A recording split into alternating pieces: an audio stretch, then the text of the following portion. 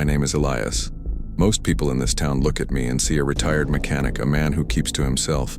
But the older folks, the ones who were here in the autumn of '88, they look at me with pity. They remember me as the father who lost his 4-year-old son in the Great Smoky Mountains for 3 freezing nights. They call what happened a miracle. They say God was watching over my boy Toby, keeping him warm when the temperatures dropped below 0. They are wrong. It wasn't God who found my son in the deep woods, and it certainly wasn't a miracle that kept him alive. For 30 years, I have let them believe the lie. I let the sheriff write exposure and luck on the official report. But I can't take this to my grave. The truth is far more terrifying and far more complicated than anyone is ready to admit. My son wasn't just lost. He was taken, plucked right out of our backyard while I was inside answering a phone call that didn't matter. For 72 hours, a massive search party combed every inch of that ridge. Dogs, helicopters, volunteers, they found nothing. No scent, no tracks, no scrap of clothing. It was as if the earth had swallowed him whole. I had already started planning his funeral in my head. But on the 4th morning, Toby came back. He wasn't found by the dogs. He walked out of the tree line, right into the command center. And here is the part that haunts my nightmares. He wasn't shivering. He wasn't starving. He was dry, he was fed. And his clothes, his little denim jacket, smelled intensely of wild sage, wet fur, and a musk so powerful it made the search dogs whine and cower. When I hugged him, sobbing, checking for broken bones, he looked up at me with eyes that seemed too old for a toddler. He pointed back at the dark, dense tree line where the shadows were thickest. He didn't say monster. He didn't say bear. He pointed a tiny finger and said, "The big man fixed me." This is the story of what really happened during those 3 days. This is the story of the creature that took my son, not to eat him, but to keep him. And once you hear how it treated him, you'll understand why I never let Toby go back into the woods again. October 14th, 1988. I remember the date better than I remember my own birthday. It was one of those perfect Appalachian autumn days. The sky was a piercing, hard blue, and the air smelled like wood smoke and drying tobacco. We lived at the very end of Miller's Ridge, a gravel road that snaked its way up the side of the mountain until it dead-ended right against the boundary line of the Great Smoky Mountains National Park. Behind our backyard, there was no neighbor, no road, no civilization, just a rusted wire fence and then a million acres of dense ancient forest. Toby was 4. He was at that age where the world was nothing but magic and dirt. He had this little red Tonka truck, terrified of nothing, utterly convinced he was a construction worker. I was in the garage tinkering with the carburetor of my old Ford, wiping grease off my hands. I could see him through the side door. He was near the edge of the yard, pushing that truck through a pile of leaves, making engine noises. "Vroom, vroom, Daddy," he'd shouted moments before. I smiled, waved a greasy wrench at him, and told him to stay away from the tree line. Then the phone rang inside the house. It was a landline, of course, mounted on the kitchen wall. I debated ignoring it. I wish to God I had. But I was waiting on a quote for auto parts, so I wiped my hands on a rag and jogged inside. The conversation lasted exactly 3 minutes and 45 seconds. I know this because the police later subpoenaed the phone records. Less than 4 minutes. That's all it took for my life to end. While I was on the phone looking out the kitchen window, I noticed something strange. The window faced the front yard, not the back, but I sensed a change in the pressure of the air. The ambient noise of the afternoon, the chirping of the crickets, the distant caw of crows, the wind in the oaks, it all just stopped. It wasn't a gradual fade. It was a sudden, violent silence. The Oz effect, they call it. Nature holding its breath because a predator has entered the room. I hung up the phone, feeling a sudden cold knot in my stomach. I walked to the back door. "Toby," I called out. I expected the familiar vroom or a giggle. Silence. I stepped out onto the porch. The air was still. Too still. The leaves weren't moving. "Toby!" I yelled louder, the edge of panic creeping into my voice. I scanned the yard. The swing set was empty.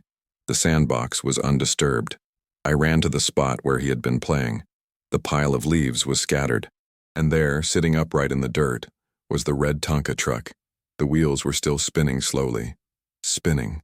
That meant he had just let go of it. I spun around, scanning the tree line. The rusted wire fence that separated our yard from the deep woods had a section that was pushed down. Not cut, pushed. The heavy steel post was bent outward at a 45-degree angle, as if something with the mass of a tractor had simply stepped on it. I ran to the fence. "Toby, answer me!" I screamed, scrambling over the bent wire. I expected to see him chasing a butterfly or hiding behind a tree. I ran 10 yards into the dense rhododendrons. The ground there was soft, black mud from a rainstorm 2 days prior. That's when I saw it, and that's when my legs gave out. There were no small footprints. Toby was wearing little sneakers. They should have left clear marks in the muck. There were no sneaker prints. Instead, there was a single massive depression in the moss. It was over 18 inches long. It wasn't a boot print. It was a bare foot, wide and flat, with toes that dug deep into the soil for traction. The realization hit me with the force of a physical blow. My son hadn't wandered off. He hadn't walked away. He had been lifted. Something had stepped out of the silence, crossed the fence, scooped up my 40-pound boy in one fluid motion, and vanished back into the canopy without breaking a twig. The terror wasn't just that he was gone. It was the speed. It was the stealth. I stood there in the darkening woods, screaming his name until my throat bled. But deep down, looking at that monstrous footprint filling with muddy water, I knew. I wasn't searching for a lost child. I was chasing a ghost. Panic is a strange drug. It makes time expand and contract all at once. Staring at that massive, impossible footprint filling with muddy water, my brain screamed two contradictory things simultaneously. First, grab your rifle and hunt it down. Second, you need help, and you need it now. I scrambled back over the broken fence, tearing my jeans, hyperventilating. I ran into the kitchen and dialed 911. My hands were shaking so violently I misdialed twice. When the operator finally answered, I didn't scream about monsters. I didn't scream about Bigfoot. A cold, sharp instinct took over. I said, "My son is missing. He's 4. He was in the yard 5 minutes ago. He's gone."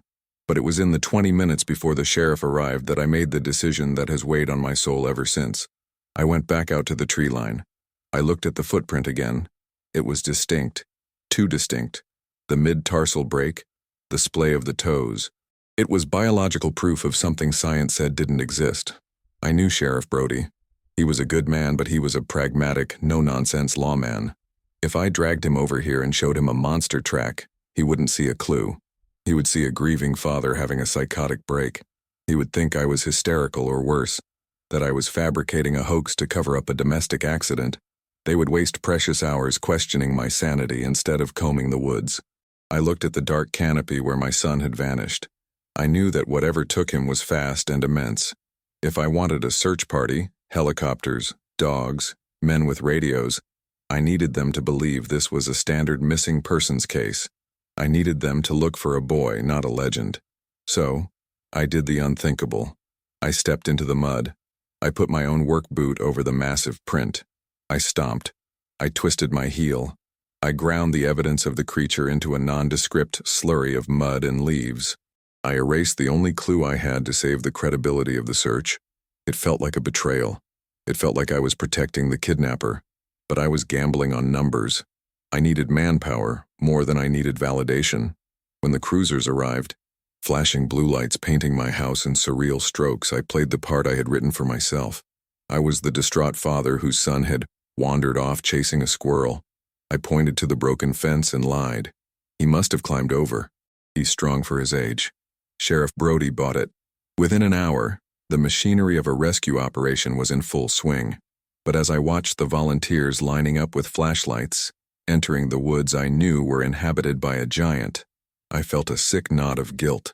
I was sending these good people into the territory of a predator without a warning. I had decided to prioritize the search over the truth, and I prayed that my lie wouldn't cost anyone else their life. As night fell, the temperature plummeted. The rescue dogs arrived, bloodhounds specifically trained for tracking. This was the moment I feared. I watched the handler lead the lead dog, a hound named Duke, to Toby's red truck to get the scent. Duke took a deep sniff, wagged his tail, and pulled toward the fence. But the moment he crossed the boundary line, right where I had stomped out the footprint, the dog stopped dead. He didn't bark. He didn't howl. Duke put his tail between his legs, whined a high-pitched sound of pure terror, and refused to move an inch further. He laid down in the mud, shivering. The handler yanked the leash, confused. "He's never done this," the man said. "It's like he hit a wall." I stood on the porch, watching. I knew why. Duke smelled what I had tried to erase. He smelled the apex predator, and my decision to stay silent was suddenly screaming in my ears. I wasn't just lying to the police, I was fighting nature itself. Elias destroyed the evidence to get help. Was this the right choice, or a terrible mistake? Hit like if you would have done the same to save your child. Comment your thoughts below. The transition from the first night to the second day wasn't marked by the sun rising. It was marked by the realization that I had crossed a threshold from which I might never return. The dawn broke gray and hostile, a slate-colored light that offered no warmth, only visibility to see the endless vertical expanse of the wilderness ahead of me. I was miles past the search grid now. The sound of the sheriff's bullhorns and the barking of the bloodhounds had faded hours ago, replaced by a silence so profound it felt like pressure building in my ears. This was the sacrifice. It wasn't a ritualistic offering on an altar. It was the systematic dismantling of my physical and mental self, piece by piece, mile by mile. To find a monster, I had to become something feral myself. I had sacrificed the safety of the group, the logic of the law, and the warmth of hope for a desperate, solitary hunt that was rapidly turning into a suicide mission. My body was the first thing to pay the price. I hadn't eaten in 24 hours. The water in my canteen was slushy with ice. My hands gripping the rifle were cracked and bleeding from scrambling up sharp limestone shale in the dark. Every muscle in my legs burned with a buildup of lactic acid that felt like injected glass. But I couldn't stop. Stopping meant thinking, and thinking meant picturing Toby. Alone, tiny, freezing in this vast, indifferent green hell. I pushed through thickets of mountain laurel so dense they are locally called hells. The twisted branches grabbed at my clothes and skin like skeletal fingers. I tore my coat. I lost my hat. I didn't care. I moved with a singular, robotic purpose, driven by the scraps of evidence that only I could see. By midday of the second day, the isolation began to attack my mind. Sleep deprivation is a powerful hallucinogen. As I trudged through a valley filled with ancient, rotting hemlocks, the wind would whistle through the hollow trunks, and I would swear I heard him. "Daddy?" The sound was clear, sharp, coming from just over the next ridge. I would scramble up the embankment, heart hammering against my ribs, sliding on wet leaves, screaming his name until my voice cracked. But when I crested the hill, there was nothing but mist and empty trees. It happened 3 times. Each phantom voice was a cruel psychological torture, a sacrifice of my sanity. I began to bargain with God, or the universe, or whatever watched these woods. "Take my legs," I whispered to the gray sky. "Take my mind. Take my life. Just let me find him warm. Don't let him be cold." The image of him shivering, turning blue, crying for me in the dark. It was a mental shrapnel that hurt more than the physical cold. I was sacrificing my future too. I knew that even if I walked out of here, I would never be the same man. The Elias who fixed carburetors and watched football on Sundays was dead. He died the moment he saw that footprint. The man remaining was a husk, fueled only by adrenaline and guilt. The guilt of that phone call. 3 minutes and 45 seconds. That was the price of my son. I replayed the conversation in my head, the mundane talk about spark plugs and gaskets, and hated every syllable. I would have sacrificed my tongue to take back those minutes. Around 3:00 p.m. on the second day, the terrain changed. I entered a section of the park that felt wrong. The birds didn't sing here. The trees were older, twisted into impossible shapes. The air grew heavier, charged with static like the atmosphere before a thunderstorm, and the smell returned. That pungent herbal mixture of wet dog musk and wild sage. It was stronger here. Fresh. I slowed my pace. I was tracking a ghost, but the ghost was getting sloppy. Or maybe it was getting comfortable. I found the second sign near a creek bed that was choked with ice. It wasn't a footprint. It was a sacrifice of the creature's own making. On a flat rock in the middle of the stream, laid out with bizarre geometric precision, were 3 trout. They were headless, gutted, but not eaten. They were arranged in a triangle. I waded into the freezing water, the cold stabbing my legs like knives. I touched the fish. The flesh was cold, but not frozen solid. They had been caught recently. Why leave them? Was it a cache, a territorial marker, or a gift? The confusion was part of the sacrifice, I had to let go of everything I knew about animal behavior. Bears don't arrange food. Cougars don't gut fish. I was tracking an intelligence, a psychology, and that terrified me more than the physical threat. If it was intelligent, it could plan. It could hide. It could be watching me right now. I scanned the tree line, the rifle shaking in my hands. I felt eyes on me. Not the predatory stare of a cat, but the heavy, judging gaze of something that stood upright. I spun in circles, shouting, "I don't want to hurt you, just give him back. Take me instead." My voice was swallowed by the moss. No answer, just the rushing water and the smell of sage. As night fell on the second day, the temperature dropped even lower than before. The forecast called for a hard freeze. I knew this was the breaking point. A child, even a resilient one, cannot survive 2 nights of exposure at these temperatures without shelter. The sacrifice now was hope. I had to accept the likelihood that I was searching for a body. I didn't build a fire. I was afraid the smoke would scare the creature away, or worse, lead it deeper into the labyrinth. I huddled under the overhang of a rock face, wrapping myself in a survival blanket that felt like tissue paper against the cold. I shivered so violently my teeth clicked together like dice. I lay there in the crushing dark and my mind broke. I hallucinated that I was back in the backyard. I saw Toby pushing his red truck. I saw the fence bending. I saw the giant hand reaching down. I tried to run, but my legs were stuck in the mud. I screamed, but no sound came out. I watched it take him over and over again, a loop of failure playing on the back of my eyelids. I drifted into a hypothermic fugue state. I stopped feeling the cold. I felt a strange, warm numbness spreading through my limbs. I knew this was the end. I was dying. I was going to freeze to death on this mountain, just a few miles from my son, both of us lost to the silence.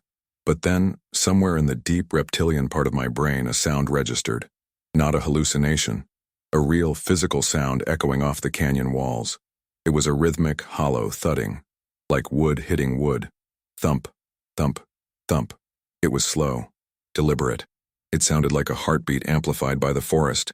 It wasn't the wind. It was a signal. I forced my eyes open. The numbness tempted me to sleep, to let go, to make the ultimate sacrifice and just fade away. But the sound persisted. Thump, thump. It was coming from further up the ridge, higher than I thought possible. I dragged myself up. My joints locked, my skin numb. I grabbed the rifle, using it as a crutch. I wasn't alive because of biology anymore. I was alive because of hate and love twisted into one single cord of will. I sacrificed my comfort, my safety, and my acceptance of death. I started climbing again, into the freezing blackness, toward the sound of the wood knocking. I didn't know it then, but I was walking toward a revelation that would shatter my understanding of the world. I thought I was sacrificing everything to save my son from a monster. I didn't realize that the monster was calling me to show me exactly how wrong I was. The sacrifice of the climb was the price of admission to the truth. Following that rhythmic wood knocking in the pitch black was an act of blind faith. I was a moth drawn to a terrifying flame. The sound, thump, thump, wasn't mechanical. It was communicative. It echoed with a strange precision, guiding me away from the treacherous cliff edges and funneling me toward a dense cluster of boulders near the summit. It took me 2 agonizing hours to close the distance. My rifle felt like it weighed 100 pounds. My fingers were so frozen I couldn't feel the trigger guard. Every step was a battle against the urge to collapse and let the hypothermia finish me. But then, just as the sky began to bleed into a bruised purple of pre-dawn, the knocking stopped. Silence returned. But this time, it wasn't the empty silence of the void. It was intimate. I was close. I smelled it first. The sage. It was overpowering here, thick and resinous, mixed with the damp, earthy scent of deep caves. I crawled through a final thicket of rhododendrons and found myself looking into a small natural amphitheater, formed by 3 massive slabs of granite leaning against each other. It was a fortress of stone, invisible from the air, hidden from the search grid below. I raised my rifle, my heart hammering a frantic rhythm against my ribs.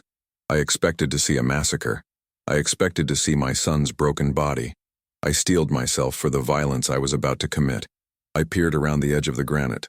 What I saw froze the breath in my lungs and shattered my understanding of the natural world.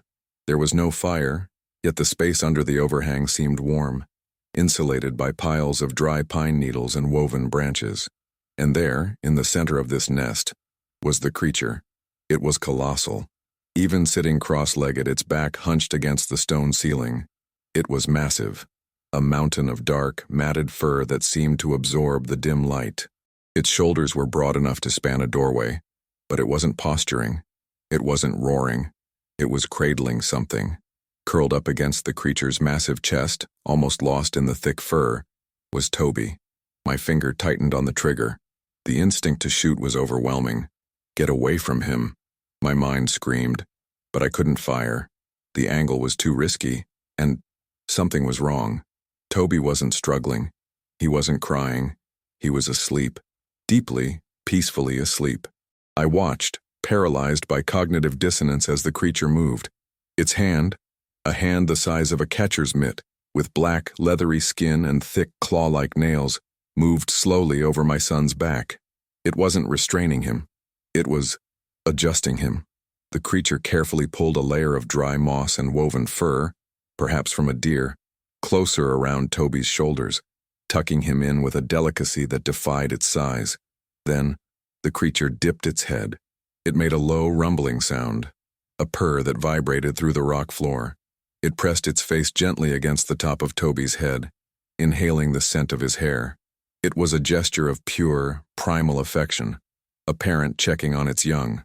The miracle wasn't just that Toby was alive. The miracle was how. The temperature outside was 18 degrees. Inside that nest, shielded by the rock and the immense body heat of the Sasquatch, Toby was warm. The creature was acting as a living furnace. I realized with a sickening jolt that if I had rescued Toby yesterday, if I had scared this thing off miles ago, my son would be dead. I had no blankets. I had no fire starter. I couldn't have kept him alive in the open during that hard freeze. The monster I was hunting was the only reason my bloodline hadn't ended that night. The bond went deeper than warmth. As the sun began to crest the ridge, illuminating the cave with a pale light, Toby stirred. He woke up. I expected him to scream when he saw the beast. I expected terror. Instead, Toby yawned, rubbed his eyes, and looked up at the creature's face. A face that was dark, leathery, and distinctly human-like in its expression. "Thirsty," Toby whispered. His voice was raspy but calm. The creature didn't speak English like the one in the stories. It simply grunted, a soft, inquisitive sound. It reached behind a rock and produced a makeshift cup, a hollowed-out gourd or a large dried shell, filled with water. It held the vessel to Toby's lips, tilting it carefully so he wouldn't choke. Toby drank greedy gulps. When he finished, he patted the creature's massive arm. "Thank you, big man," he said. "Big man, not monster." The creature let out a huff of air that sounded like a laugh. It reached into a pile of nuts and dried berries and offered a handful to the boy. I lowered my rifle. The barrel shook uncontrollably. I had climbed this mountain to kill a devil, and I found a guardian angel wrapped in nightmare skin. The sage smell, I realized now, wasn't just musk. It was deliberate. The creature had rubbed the boy with the oils of the plant, likely as an insect repellent or to mask his human scent from other predators, bears or cougars. It was caring for him with a medicinal knowledge that predated my civilization. I stood there in the shadows, an intruder in a sacred moment. I was the father, yet I felt completely superfluous. The bond between them was ancient and absolute. The creature had claimed him, not as prey, but as a little brother. But the tranquility couldn't last. The sun was rising. The search helicopters would be airborne soon, and I was standing 20 feet away with a loaded .30-06, carrying the weight of the human world on my shoulders. I had to make a choice. Do I end this peaceful tableau to reclaim my son? Or do I acknowledge that the beast has done a better job of protecting him than I ever could? The creature suddenly froze. The hand feeding Toby stopped mid-air. Its ears, hidden in the thick fur, twitched. It slowly turned its massive head toward the rhododendrons where I was hiding. It didn't see me yet, but it smelled me. It smelled the gun oil. It smelled the hate I had carried up the mountain. The miracle was over. The confrontation was here. Elias just found his son being protected by the creature. If you were in his shoes holding that rifle, what would you do? Shoot or wait? Tell us in the comments and subscribe. The smell of Hoppa's No. 9 gun oil is distinct. To a human nose, it's faint, sharp, chemical. To a creature that lives by the scent of pine, rot, and rain, it must have smelled like a siren screaming in a library. The moment the wind shifted, carrying my scent into the alcove, the creature's reaction was instantaneous and terrifying. It didn't panic. It didn't scramble. It flowed from a sitting position to a standing one with a liquid, muscular grace that defied physics for something of that mass. One moment it was a gentle giant feeding a child. The next, it was a wall of dark fur and tension, blocking my view of Toby completely. It let out a sound I will never forget, not a roar but a low-frequency chuff, a percussion of air from its chest that I felt in my teeth. It was a warning. Stop. I stepped out from behind the rhododendrons. There was no point in hiding anymore. I walked into the pale morning light of the amphitheater, my rifle raised, the stock pressed tight against my shoulder. I was 20 feet away from a legend, and I felt like an ant confronting a thunderstorm. "Toby!" I shouted. My voice cracked, sounding thin and pathetic in the thin mountain air. From behind the massive wall of the creature's legs, Toby peeked out. His eyes went wide. "Daddy?" He started to move toward me, taking a step. Wham! The creature's hand, fast as a whip crack, shot down. It didn't strike the boy. It slammed into the earth directly in front of him, creating a physical barrier. It wasn't hurting him. It was stopping him from going to me. The creature curled its lip, revealing teeth that were flat and yellow like a horse's but backed by massive canines. It looked at me, then at the rifle, then back at my face. The intelligence in those eyes was devastating. It wasn't looking at a predator. It was looking at a tool, the gun, and it understood exactly what that tool did. It was judging me. I was the one who brought death into the nursery. I was the one shivering with intent to kill. The creature, standing there with sage oil on its hands and berries in its teeth, was the civilized one. "Let him go," I whispered, my finger trembling on the trigger. "Just let him go." And I walk away. The creature stood its ground. It was at least 8 feet tall, towering over me. It could cover the 20 feet between us in 2 strides. If I shot, I might hit it. I might even kill it eventually. But in those few seconds before it died, it would tear me apart. And Toby? Toby would watch his father kill his guardian, or watch his guardian kill his father. The standoff lasted for an eternity. The sun crested the ridge, blinding me for a second.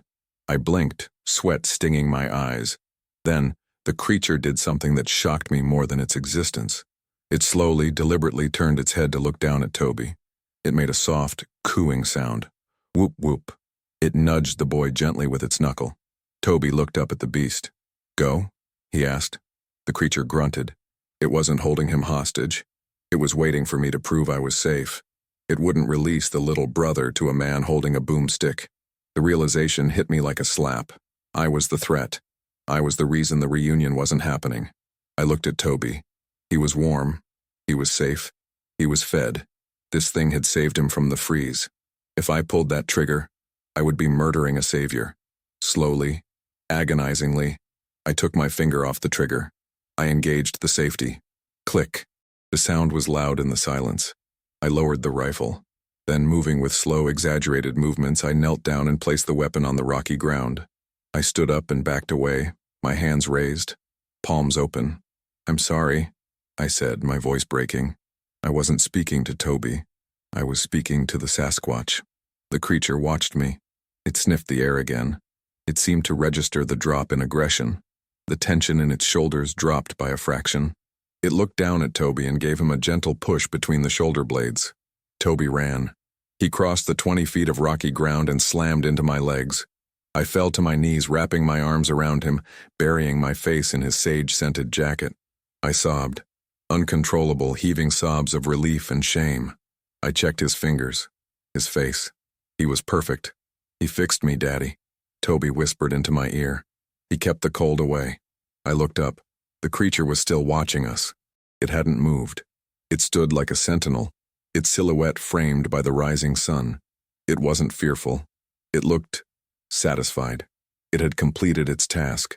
It had kept the small one safe until the big one put down the iron. But the climax wasn't over. As I stood up, lifting Toby into my arms, the sound of a helicopter broke the silence. The thwop thwop thwop of rotors echoed up the valley. The search grid had found the heat signature.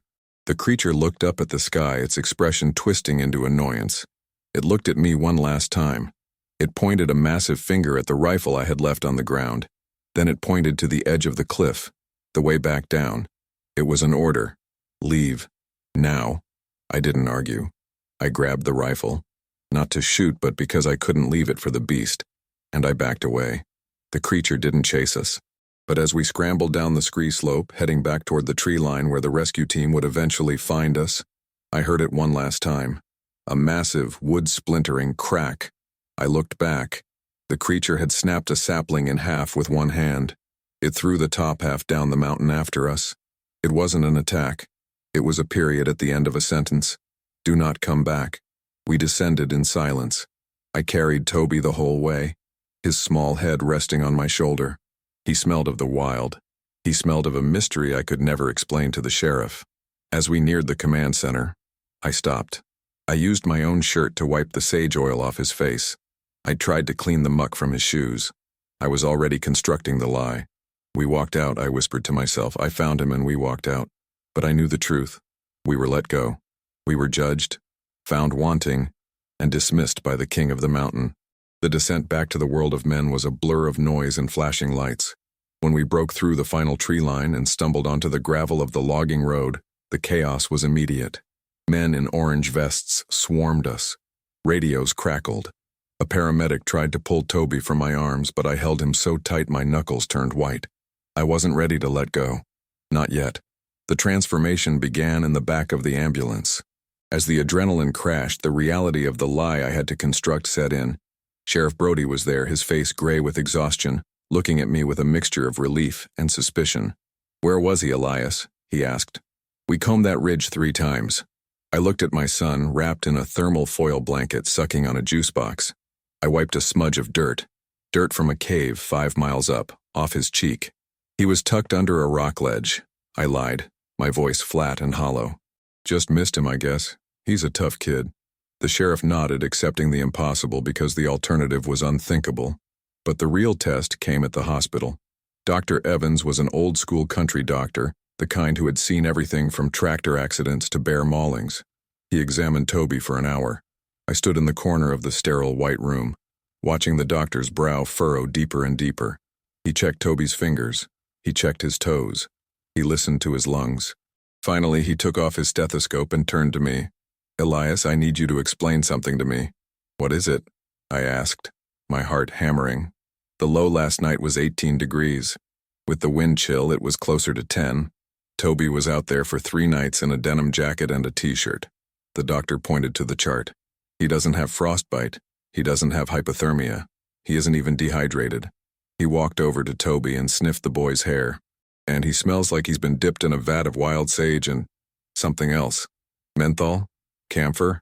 I gripped the back of a plastic chair. "I don't know, Doc. Maybe he found some bushes to hide in." Dr. Evans stared at me for a long moment. He knew I was lying, but he also knew that medical science couldn't explain a miracle. "Whatever happened up there," he said quietly, "it defies physiology. It's like his body heat was maintained by an external source, a very warm source."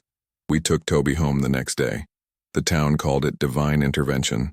The church held a special service. I sat in the back pew listening to them praise God for saving the lost lamb. I felt like a fraud. I wanted to stand up and scream. It wasn't God. It was a giant covered in fur who knows more about medicine than we do. But I stayed silent. I transformed into the keeper of the secret. The change in Toby was subtle but permanent. He didn't speak about the big man to anyone but me. But the wild never really left him. He stopped being afraid of the dark. He would sit on the back porch for hours just staring at the tree line, listening to frequencies I couldn't hear. He stopped playing with trucks and started collecting rocks, arranging them in patterns, triangles, and circles just like the fish I had found in the stream. One evening, about a month after the incident, I found him in the backyard. He was standing by the repaired wire fence. He was holding a peanut butter sandwich. He pushed it through the wire mesh and left it on a stump on the other side. "What are you doing, Tubbs?" I asked gently. He didn't look back. "Paying rent," he said. I froze. "Paying rent?" "To the big man," Toby whispered. "He likes the crunchy kind." I walked over and looked at the stump. It wasn't the first sandwich. There were crumbs. And in the mud on the other side of the fence, faint but undeniable, was a large, flat impression. The creature hadn't just let us go. It was checking on him.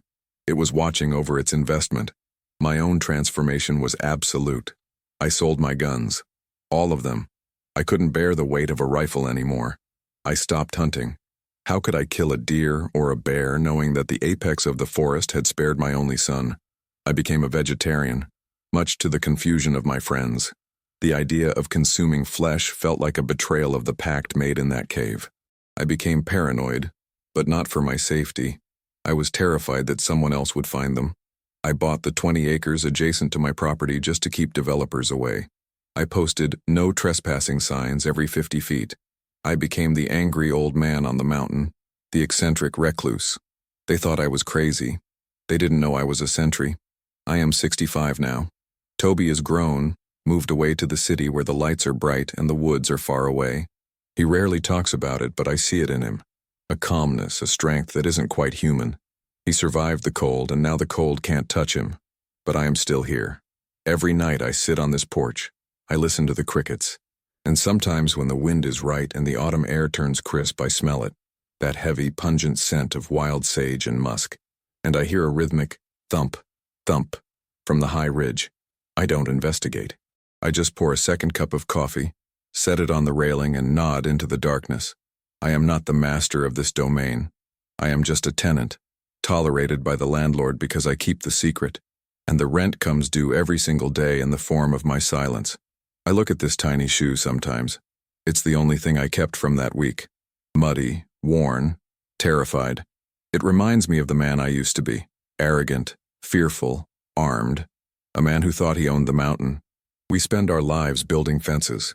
We build them to keep the wild out, to keep our families safe, to define what is ours and what is theirs.